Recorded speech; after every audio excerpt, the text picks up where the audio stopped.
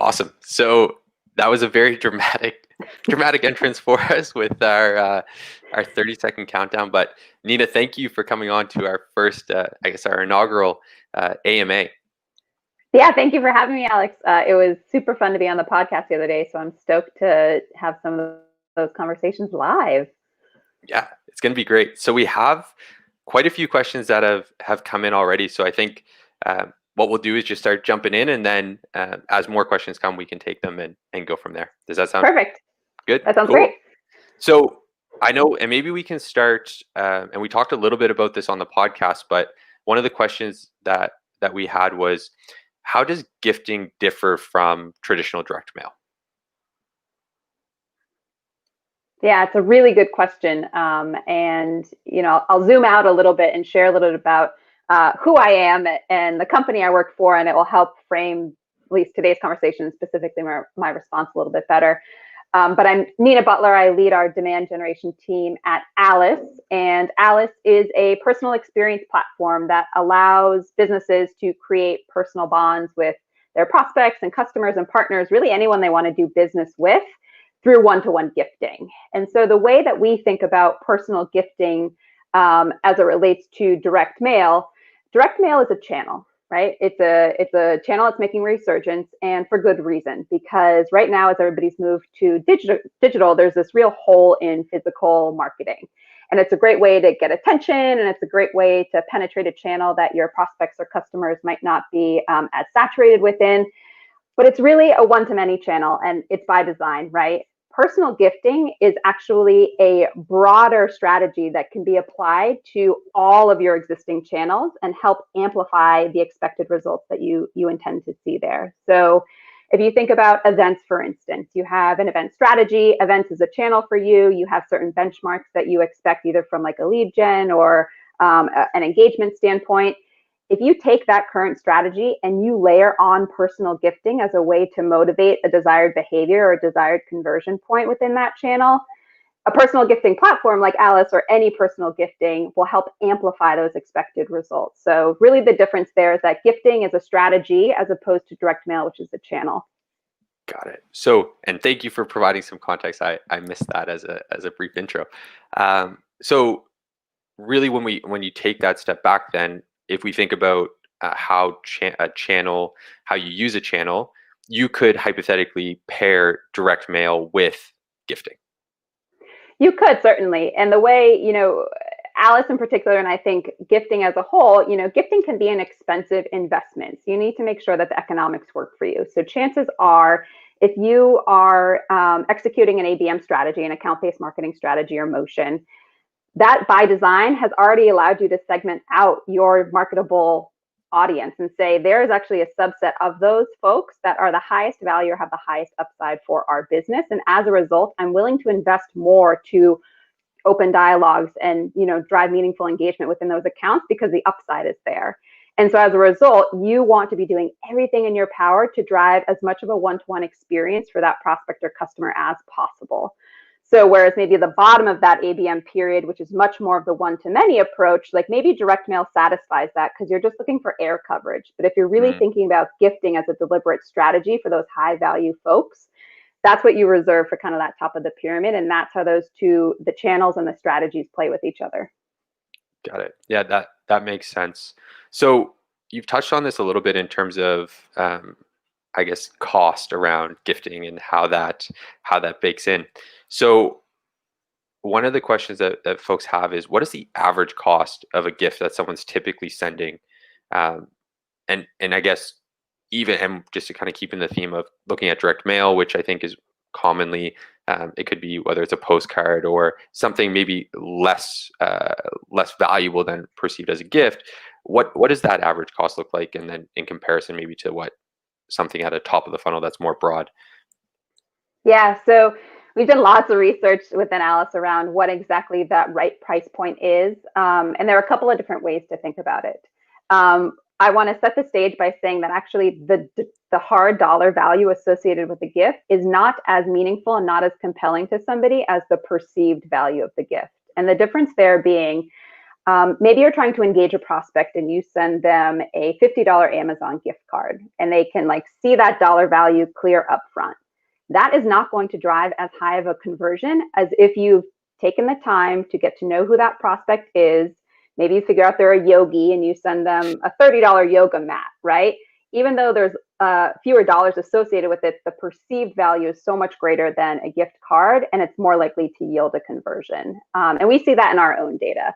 I was running this for a CSM the other day on our team, but looking at our Q2 prospecting, so this is cold prospecting, door opening use case in Q2, physical gifts, and by physical gifts, I mean something like a yoga mat, converted at around 22%, whereas our gift card gifting converted around 18%. So there's a noticeable difference.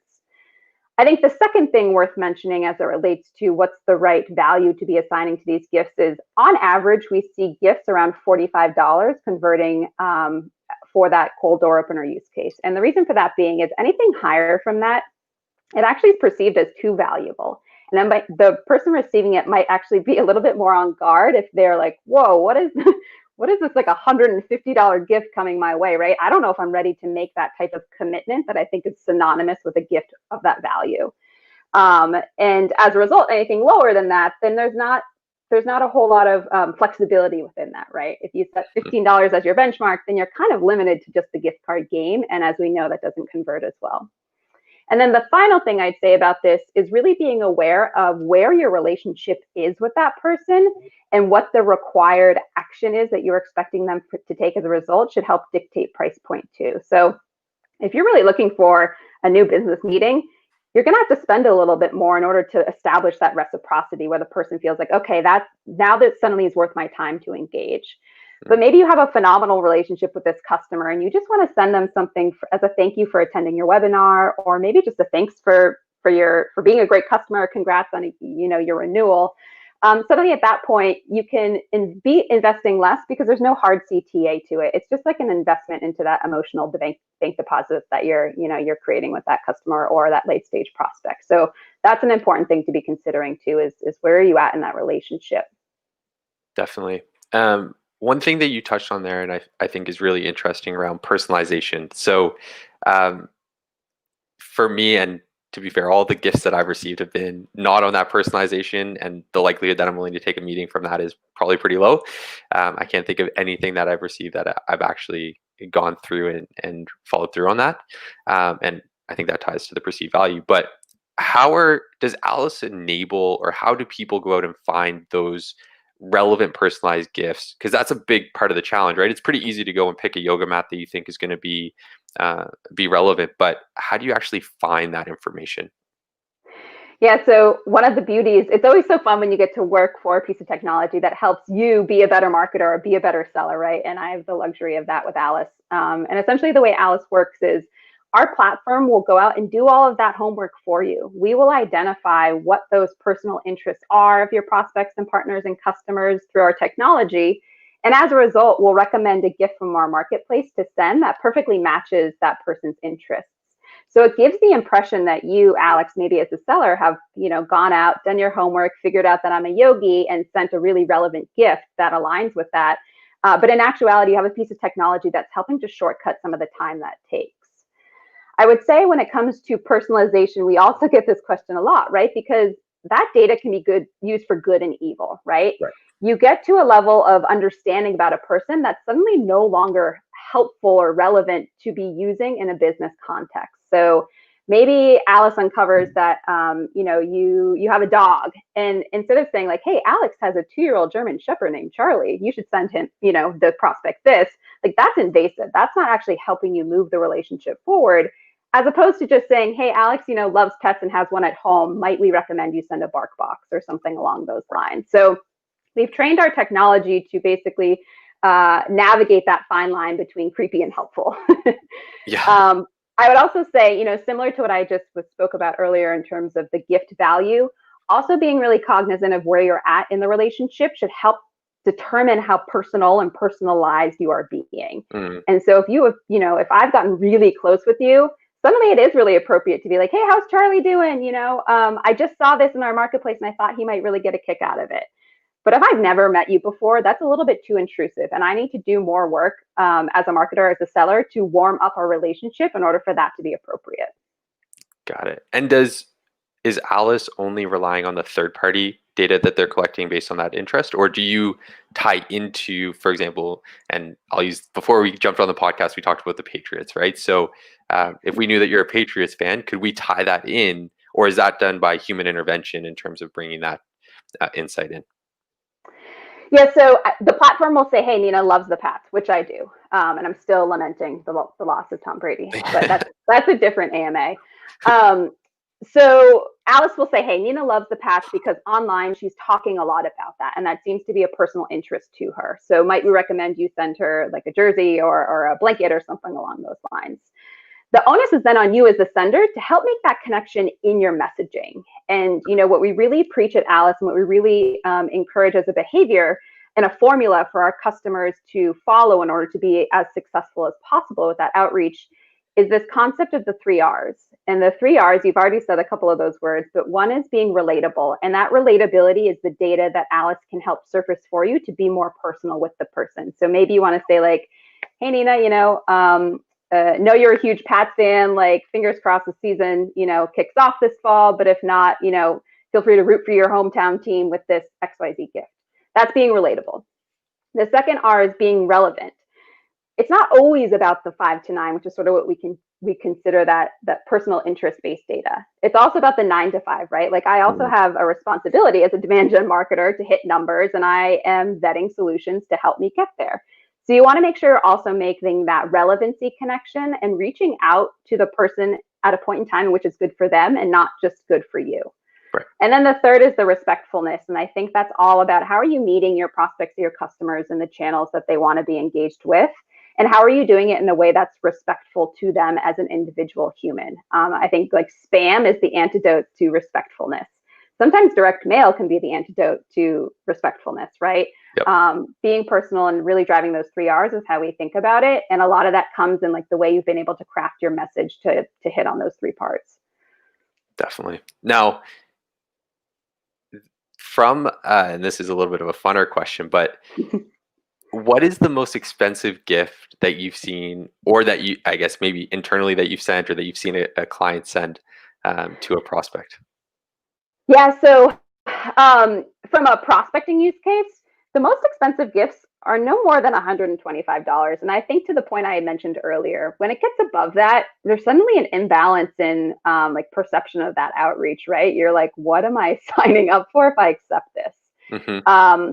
I will say, though, that we have customers using Alyce, and we use it ourselves for internal spiffs and internal employee recognition and rewards. And those can get pretty lofty because, if somebody hits quota or something, then suddenly it is really appropriate to hook them up with an iPad or something along those lines. So I'd say non-prospecting use case, we see, large gift cards being sent out, brand new iPads being sent out, but that's not really reserved for the prospecting. Unless, of course, you're going after like a multi-million-dollar deal, and suddenly that's a hot ticket item for you. Yeah, definitely. So one question that just came through was around ROI, and mm-hmm. I know we talked about kind of the campaign ROI that you had in the podcast, yep. But how are you tracking ROI in gifting campaigns? And then secondly, and the follow-up to that is it even about the ROI, or is it more based on the relationship part of the selling process? Yeah, it's an awesome question. So the first part about that around what are those KPIs I look at as a marketer and my sales team looks at as users of the product is specific to Alyce. All right, maybe I'll backtrack a little bit. I think another reason in which we view personal gifting as very different than direct mail is because legacy direct mail, there's no visibility into impact, right? Mm-hmm. There's no way to know if that flyer, that branded kit moved the needle within a KPI that you monitor as a seller or marketer. The way that we've designed Alyce is actually an invitation-based model. And the way that works is prior to sending a physical gift to somebody, you actually send them an invitation to invite them into the relationship and to invite them to accept the gift that you'd like to send their way. And as a result, the UI there actually takes that recipient to a digital landing page in which they can see their gift you want to send, they can read the message that you wrote to them, and then from there they can be like, yes, I'd love that Pat's mug. Actually maybe have the Pat's mug. I want to exchange it for something different. So that really gives that recipient that respectful power of choice, or they can donate the value to a charity of their choosing. And now I suddenly have analytics into a gift being viewed. And that's something that's brand new to, direct mail as a channel, is that you don't know when somebody opens that box at their desk, but you actually do know that with Alyce because you have that digital component. And then from there, you can see the moment a gift gets accepted. So the primary metrics that I look at are, what are my send to view rates? So of every gift I'm sending out, or excuse me, gift invitation I'm sending out, how many are being viewed digitally? And then from there, how many are being accepted? And now suddenly I can see that full gift conversion, and I can work with my team to drive optimizations either for send to view rates or view to accept rates, or maybe just like the entire send to accept conversion point. When it comes to like, okay, well, that's great, but how should I be using those to help inform business decisions or help, prove out the investments there? There are two ways we think about it. Obviously, we have built attribution into our platform, so you're able to say, like, here's how many opportunities have been influenced by accepted gifts. And now suddenly I can start to make that ROI connection for myself. Right. There's also these intangible metrics, right? Where it's like, as a result of sending that hyper-personal gift to somebody and reading the thank you note they wrote back, like, how did you know I was a Pats fan? Like, this is so cool. You also have created this sense of emotional resonance with the person. And especially as we specialize in the enterprise, as do lots of our customers, and those are really the harder, segments in the market to penetrate from a relationship standpoint. Like, the closer you get to the people you want to do business with, the better business you'll do and the stickier you'll be as a result. And so gifting is a really great way, especially now that we've lost that in-person channel and that in-person medium that we used to have, to really help build that one-to-one personal, emotionally charged connection. Gifting is a great substitute for that. And so there are these intangibles when you look at ROI that, there's not a hard number to them, but you feel as though you're getting closer to your customer. And that's what business is all about at the end of the day. Yep. No, for sure. Now, another interesting question came in around a lot of the use cases we've talked about have been from a demand gen sales perspective, helping move people through the funnel. Mm-hmm. Have you seen, or are people using gifting to help generate content, user generated content? As an example, if you're, let's say we're both in the sales space, you're in Boston or in the Massachusetts area. So John Barrows, for example, we want to send something to John Barrows. We know he's a Pats fan as well. We want to try and engage him. Are you seeing people, and the hope is ultimately that he shares that across his network and gets some brand exposure that way. Have you seen people use gifting in that way? Absolutely. The way, and I think, again, it goes to the difference between direct mail and personal gifting. Personal gifting is a way to motivate a desired behavior throughout any part of your funnel or any part of your business. So if a primary focus for your team is driving engagement with your content or trying to get people to come onto your podcast or whatever it is, right? Use gifting as the carrot on the stick to get that person there. So whether you're like, a focus for our team this year is, getting more engagement with our blog. Well, boom, use gifting as a way to incentivize blog, views or, content downloads off your blog or peer contributed articles on your blog, right? Like, isolate what you want to drive the needle on, and then use Alyce or any type of personal gifting, whether you do it in-house or not, as that carrot on the stick for the person. Very cool. Yeah, I think that's one thing that's I find very interesting is influencer marketing from a B2B perspective. And we start to think about how that's going to progress. And LinkedIn, I think, offers a unique opportunity for people with large audiences and their ability to monetize that and how that will transition over. This is a little bit of aside from gifting, but from a demand gen perspective, I know there's some standard rates that you would have per 1,000 followers on different social platforms. So for example, Twitter is $2, I think, per 1,000.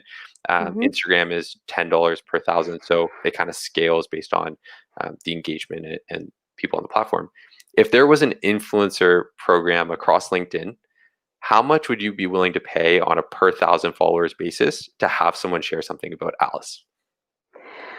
I think it depends, right? It depends on what I want them to be sharing and how important that share is to my business. I think for our business in particular, we are very much, have an account-based view of the world. And so as a result, we actually are trying to minimize excitement and engagement in some parts of the market and just really trying to drive it within, the segment of the market that we are passionate about.